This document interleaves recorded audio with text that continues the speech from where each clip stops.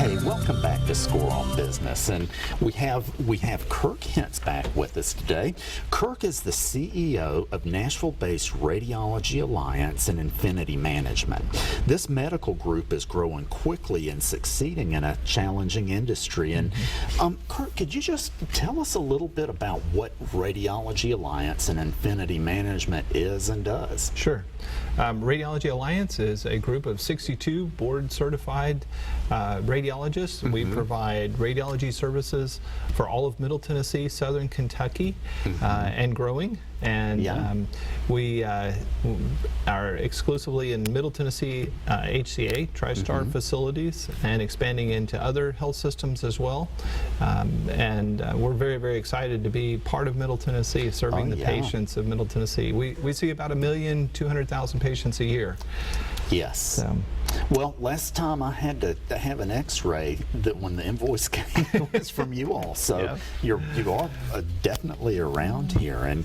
And when one thing I really like about Radiology Alliance is the focus on the customer experience. Tell us a little bit about that. Well, our radiologists are very customer service oriented. We have interventional radiologists who touch patients and do interventional procedures. We have one of the best teams of mammographers in the entire city, providing some of the best women's care that I have seen anywhere in the nation, quite honestly. These are very compassionate caregivers to patients, and we really hire into and recruit to that customer service culture in Radiology Alliance by picking the right people. And so when we're interviewing with physicians, they actually go through a pretty rigorous interview process to ensure that the personality and the values and the customer service skills are there. That is supported by my experience. My shoulder likes to dislocate, and a dislocated shoulder hurts really badly. And for reasons that I don't understand, the pain management is not part of what they do. And until they put it back in, it hurts really bad. You don't get. And when I have been there, I have almost felt like I was. The one place where I saw compassion was with the folks handling the radiology, and then the bill comes from you all. So I can tell you it's coming down. Well, thank you. Thank you for that feedback. Okay, so one thing, you all are very, very employee focused. You do a lot of things to make life good for them, but also you are a for-profit business, and so accountability has to come in. And I'd love to hear you share a bit about, while yes, you're loving and compassionate and do so much to support your employees, you talk to us about also there's a job to be done and accountability. Right. One of the things that we've learned is that sometimes we need to address behavior that may not be congruent with core values. And that it may manifest in a number of different ways. One of the ways that we identify behavior that may not be aligned is through metrics. We actually have performance metrics that we actually observe as a management team for our employees who are providing those services.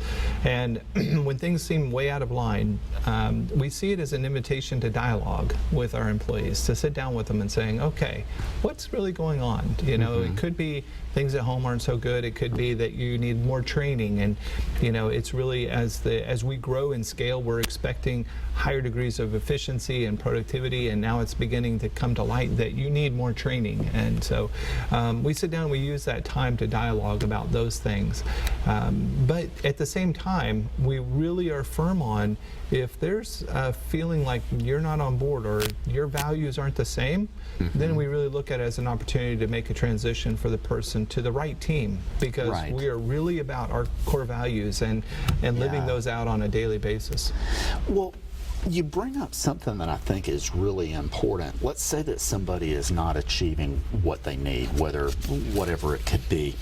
A lot of organizations would go and say, hey, the metric for you is X and so per hour, and you're at 50% of that. You know, you've got to bring it up. Well, the person may not have any idea how to do it.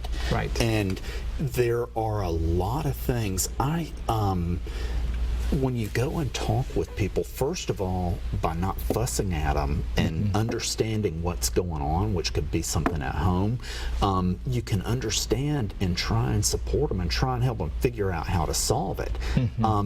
Now, of course, there are people who aren't going to respond to that, and you know they may have to find something else to do. But Right. I like the way you approach that. So we're going to take a break, and we'll be right back. Great.